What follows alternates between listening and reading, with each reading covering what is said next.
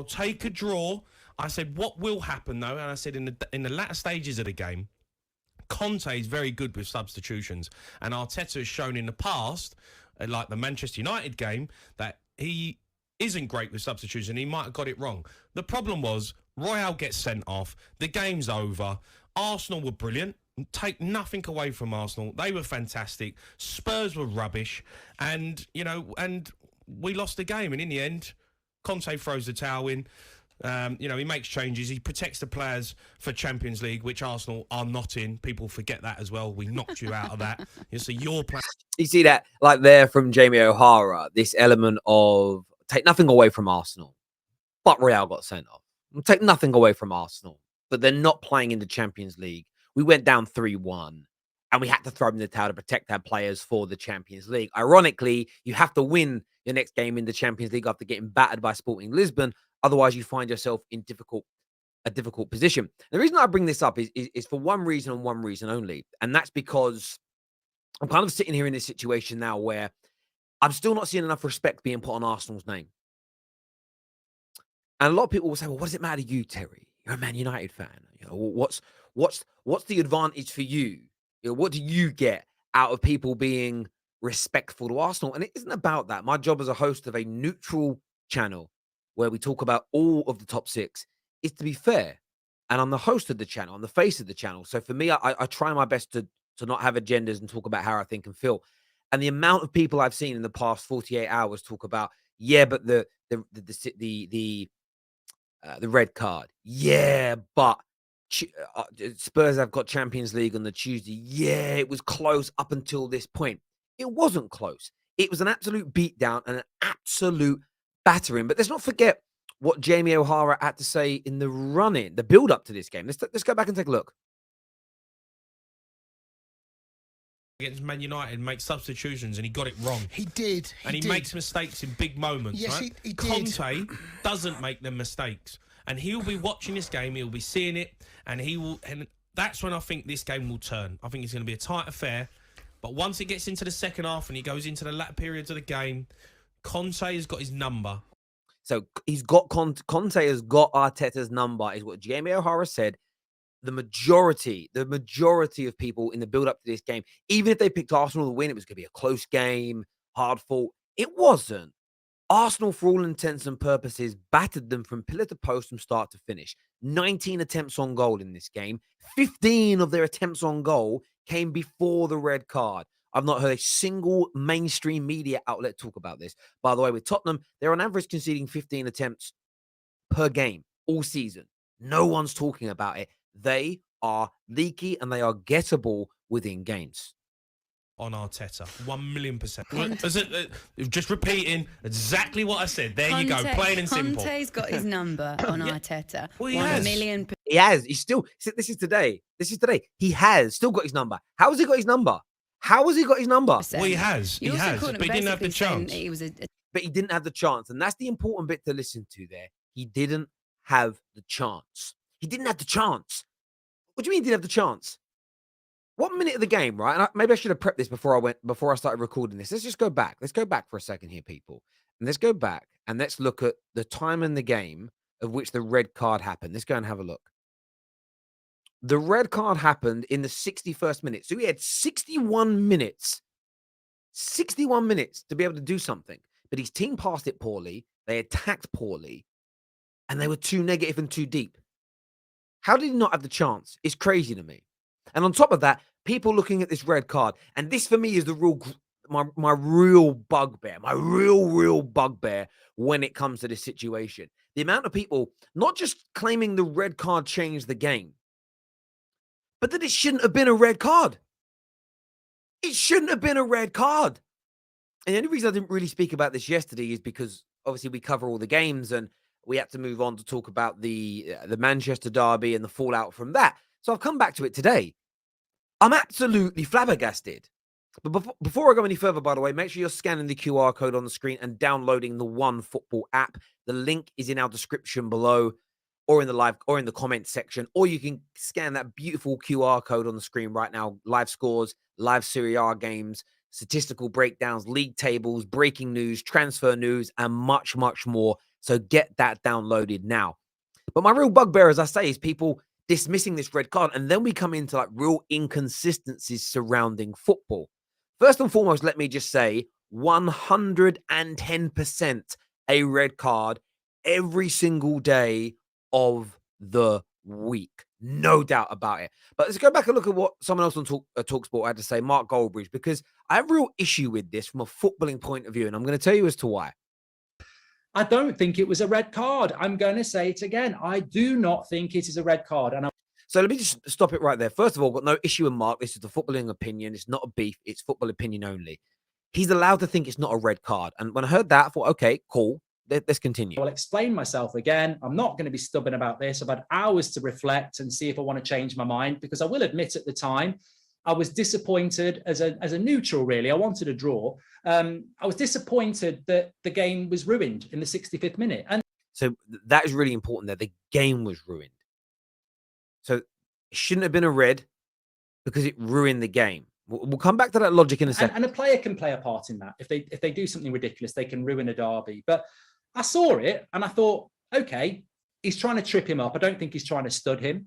And this is a derby. There's a derby tomorrow in Manchester. I don't want the referee in that game to be handing out yellows or reds early on and changing it. I personally believe a derby should be refereed differently. I'm going to stop it there. I've got to stop it there. And the reason as to why is this. Firstly, Emerson Royale is the reason there was a red card, not the referee. The referee didn't ruin the game. The player did for committing a stupid foul. Equally, you watch this back again. If he's trying to trip him, you use your insole. You put your foot around him, studs down, and you trip him. He is looking at the ankle. He's angry that Martinelli has been absolutely schooling him for 61 minutes, giving him a torrid time. And in anger, because Spurs are out of the game, he studs the geezer in the back of his legs. Martinelli is moving away from goal. It is 110% a red card. The second point Goldbridge made is this notion of derby should be refereed differently. I understand the logic and the romance behind it, but it's illogical. Mark Goldbridge is one of the voices that spoke about, I've heard him speak about this on a number of other circumstances around the integrity of the game. How is it fair? Because not every club has massive derbies. Not every club has a Manchester derby. Not every club has a Merseyside or a North London derby. Some clubs don't have derbies to that degree because maybe their local rivals aren't in the Prem. Maybe they don't have a rivalry that's that venomous.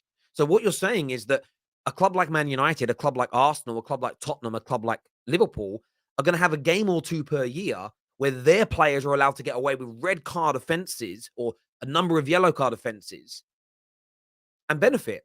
And it isn't just Real not being sent off today. It's him then not missing the following 3 games that he deserves to. For me, it's a fallacy. It's a nonsense.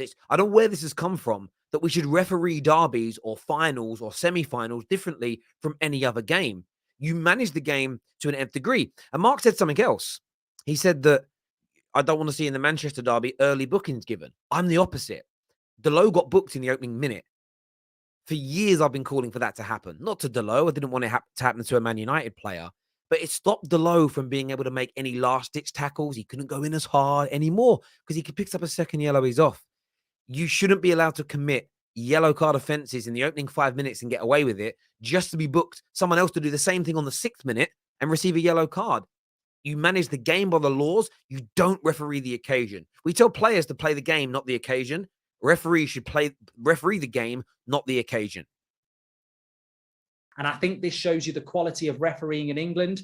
And anybody who starts coming at me saying, well, you've got nowhere to stand on this, it's definitely a red card. I don't think it is. I don't think it's a red card. And I'll tell you for why. It's a North London derby. That isn't an argument. It being a North London derby doesn't make that not a red card. It's a very good game. It being a very good game doesn't stop it from being a red card. Half an hour to go.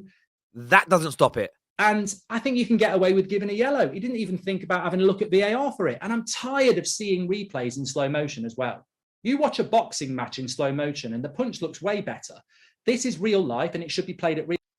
You said, why didn't he go look at VAR? That's looking at it in slow motion. Real time. He says you should look at it in real time. The referee looked at it in real time and gave it. And you're saying you should look at a replay. Then your argument is he should look at it in real time and not look at a replay. I'm actually confused.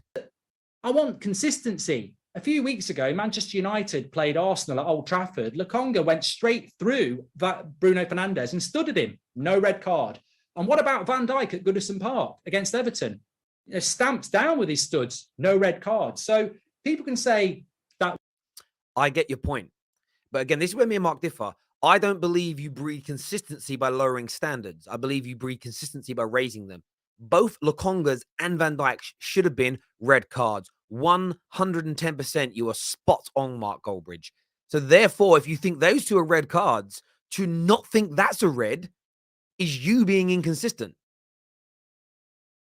If you think the other two are reds, you maintain consistency by holding the same standards. I don't ever do this notion of, well, we didn't get a red last week for the same type of tackle. Therefore, this week, I don't think the red card challenge should be deemed a red card. It doesn't make sense to me. That isn't how you create consistency.